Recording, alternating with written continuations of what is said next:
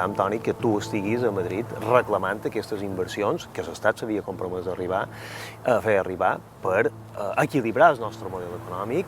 Tots som conscients de lo que implica aquest model de monocultiu turístic, precarització del món laboral, els nostres joves ara que han de partir, aquesta crisi que ens ha duit en aquesta autèntica catàstrofe social, de que joves molt preparats no tenen oportunitats aquí per fer feines mínimament dignes i de qualitat.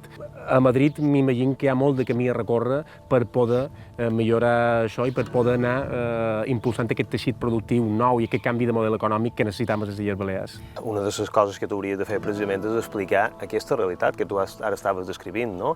Aquesta realitat perquè jo crec que se pensen que aquí som una productora de riquesa que llavors, evidentment, no queda aquí, i aquí mos queda com un desert, no? Un desert que provoca el que tu deies ara d'aquests joves que han de partir.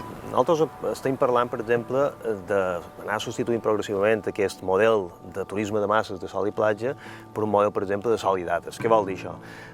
Apostar per les noves tecnologies, apostar per la innovació, que sigui compatible amb el turisme. I per la compatibilitat del turisme hem de protegir també el nostre territori, el nostre medi ambient. En definitiva, tot això necessitam els recursos que jo deia de Madrid, però també que ho entenguin, que entenguin aquesta realitat i que no podem seguir com estem en aquests moments.